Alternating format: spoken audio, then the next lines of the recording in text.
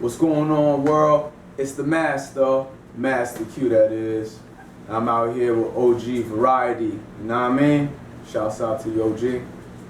What's good, Masta Q? What's going on, OG? I think we're gonna have a good, deep conversation where everybody needs to listen to. This will not just. We're not even gonna talk about music. No. This is not about music. This is not even about music. It's not about my brand. This ain't about none of that. No. This is about a life story that needs to be told. Yes. And if it's gonna be told by someone else, it might as well be told by you. Yes. Okay?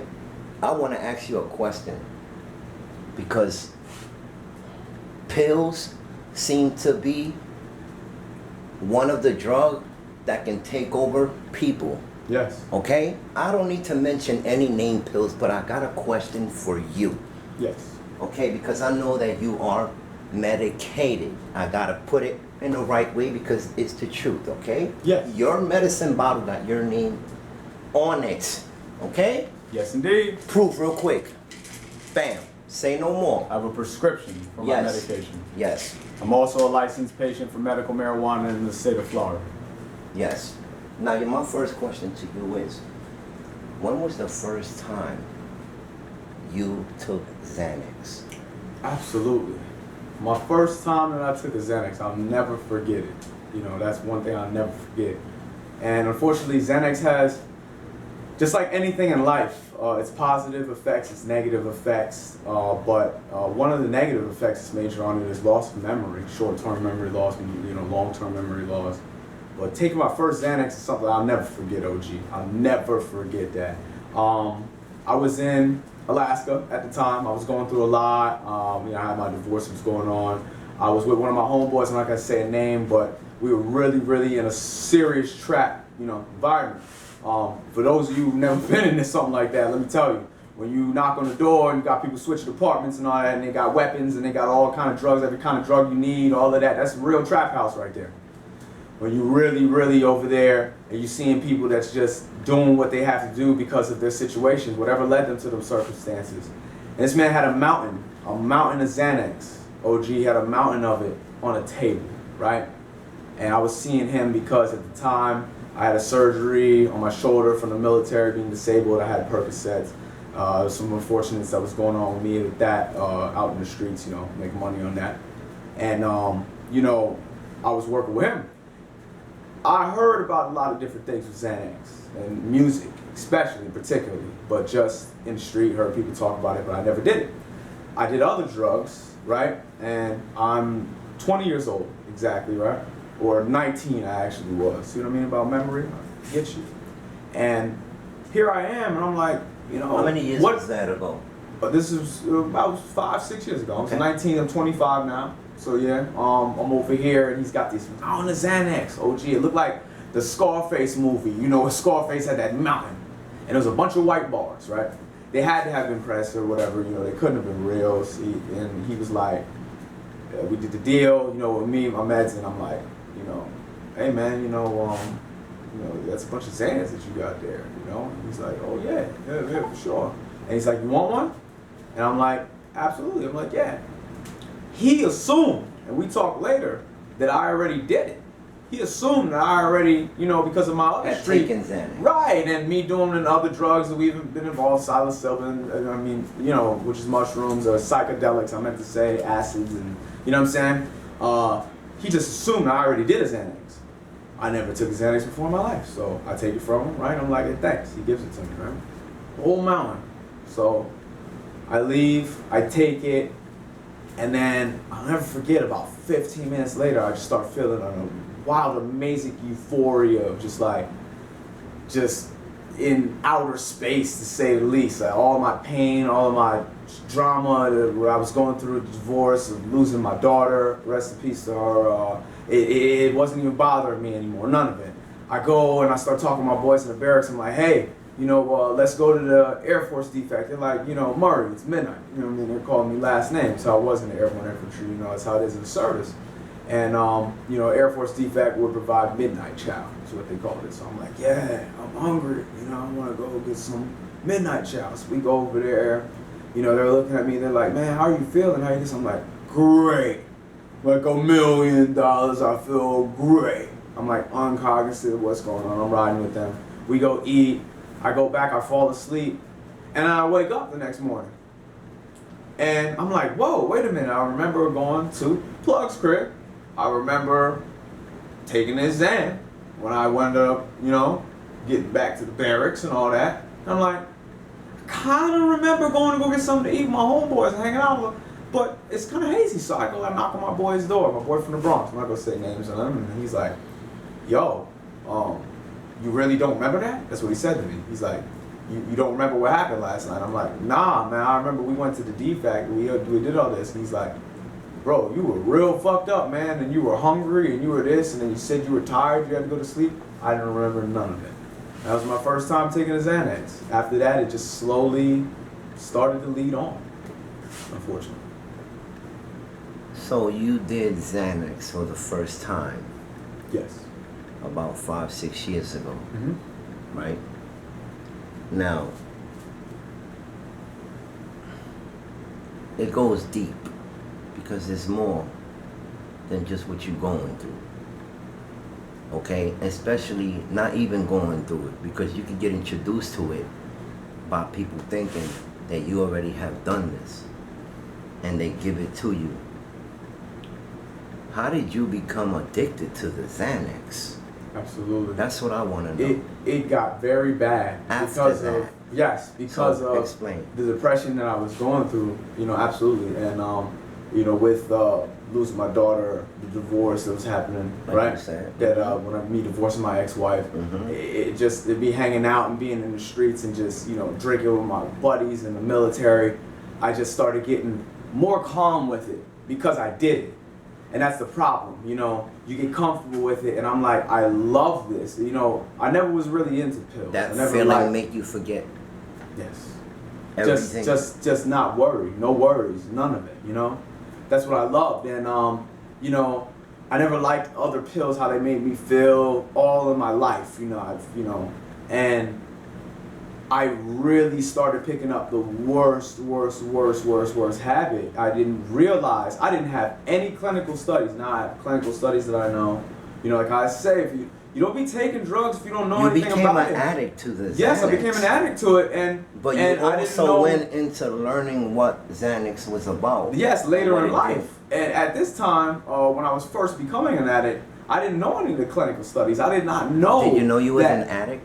I did not realize that I was an addict. I did not even know that Xanax is a drug, a benzodiazepine in general is a drug for the brain, which affects the GABA receptors in the mind and activates dopamine. I'm not a doctor, I'm Masta Q. But what I'm trying to tell you is, the same study that I did is what you need to do. If this is your life and this is what you're going to get into and this is what you're, you know? Facts. And, you know, all facts. I had no idea that it was so addictive. I had no idea that the drug has a withdrawal that lasts a year. I had no idea that it is the one and only drug, not even heroin. Not even, I didn't think that it would lead me to seeing the things I've seen with people and being out on the street and all that. I did not know that the withdrawal, that quitting Xanax is deadly. I had no idea about that when I was taking it at that age and I was first getting addicted, and you know, it started getting to, oh, we're gonna take some Xans on the weekend. Oh, yeah, we got my boys got some Xans, and me doing it, which leads to me. Let me tell this story about why I was gonna ask you about that. I was gonna ask you your Xanny bars tattoo has a meaning. It has a very, very deep symbolic meaning. Now let me explain. The reason why I have Xanax bars tattooed on me, and 5 of them in particular, is because of a story. It was when I went, and one of these guys that was in Alaska that was going to college, he used to deal, and he had Xanax bars, you know, and I went and bought 5 off of him, a little bit of weed. You know, I took 2, right? Smoke, just overdoing it, right? You don't need to be doing it. You don't even need a whole Xanax bar. Like, you know, break pills in half. Do that if you're going to be that way. You know, like, know what you're taking, all of that. Don't overdo it. Don't overdo it. People overdo it. It's terrible. You can hurt yourself. Yeah, they can hurt themselves, put themselves in circumstances, situations. I pop in 2, right? I'm on 2. I smoke a little bit. And then I start driving back to the barracks, right? I'm about to go into where I entered, where you check into what we call MPs, military police, and you give your ID. And right as I'm on the road, like getting behind there, I see a police car behind me. So because I'm new to Xanax, I'm on high, I'm freaking out. I bought 5 bars, right? Remember I told you? So I popped 2, so I had 3 left. So I just fucking went, right? Pulled out those 3, popped them immediately. I swore I was gonna get pulled over. I didn't get pulled over. I thank God that I made it into the barracks with my ID through the military police. I drove. I literally stopped in front of, and at the time in the military, when I was in the airborne infantry, where I was at in the station, they called it geobachelor barracks for soldiers that are going through a divorce. I was living in the geobachelor barracks. I parked my car at the barracks where I was at, right? Because I'm no longer in my home where I was at, my apartment, where I bought. And I fucking put the car in park. And I remember going like this, boozing, and then, bow, I hit my head on the steering wheel. Next thing, bow, hit my head on the radio, and passed out. Woke up literally 6 hours later, OG. In the car? In the car. Car was running, lights were on, the headlights were on, and I checked myself, and I'm like, foaming out the mouth. Damn, what the fuck? I was like, I didn't know this drug was capable of, I looked at the time, I'm like, 5, almost 6 hours went by. My car is still on and running. I'm sleeping. The headlights are on. This is what I went through. After taking those 5 bars. And they were R039s, yellow school buses. You know, I know codes behind Xanax, you know, GG249. Right, that's because I studied. G3722, those are 2 different forms of whites. S93, which are hawks, which they don't even prescribe anymore. Now it's B707s, which are blues. You know what I'm saying? Like, people take this drug, and Xanax especially, and they don't even know the codes. They don't even know if their shit is valid, if it's a pharmaceutical. They look at whatever, and they're taking press stuff, fake stuff, Percocets too. Yo, I just recently had somebody in my projects, yo, that overdosed. This girl, literally, the fucking EMTs came, gave her Narcan, because she was on fucking Percocets, yo. She passed out. That's kind of crazy. crazy. This shit is serious, yo. Yes. This shit is serious. Why do you think I'm talking about this? I'm glad you letting out, you know, what you need to let out, and people need to really listen to what you're saying, because pills is a serious thing. Okay? Very. I wanna ask you this last question, because I feel like I know you've been a victim to Xanax. Yes. Okay? And I know that you have fought it off. And I know that you have become medicated with it, and you don't take it as much as you used to when you first started. Now you're medicated, you're taking it the way you're supposed to take it. Okay? Now, my question is, what is the recovery plan for it? 100%. I have the utmost recovery that I am planning for myself. I do not want to be on Xanax for the rest of my life. I look at my life now, and I've seen the things that I've been through and how many years that I've been on it, and I don't want to be living like this, yo. I have no problem at all going through the Veterans Affairs that I have and doing a treatment center exactly when that time is correct. And, you know, my methodic plan of making that happen is going to go into action exactly as it needs to be. My doctors have told me about being careful with it because of the fact of how dangerous that it is. Like how I said, Xanax has a serious withdrawal that is deadly. And let me speak on this. I'm not a doctor, but I need this to be known and said that people that try to quit Xanax cold turkey, especially being on a prescription, you could lead to a seizure and die. That is what makes it deadly. The drug is so powerful. It's led me to the worst of worst. I've picked up my boy in the projects fucking off of stairs because we were off Xans, and then we're over there and you know what I'm saying, in Orlando. Another situation over there out in Kissimmee because of me being heavy on Xans. I'm going to go pick up some shit from one of my boys who hooked me up, you know, he fucking shooting up heroin in my fucking passenger side of my car while I'm driving. But this is who I gotta go through to go get these fucking Xans because it's before I had my prescription shit, you know what I mean? Years ago. Yes, But just yes. being such a Xanax addict that it's like, oh, where can I get them? I can get them Right. here. I'm gonna drive all the way from the Deltona to Kissimmee. Real quick. Now my boy's shooting up.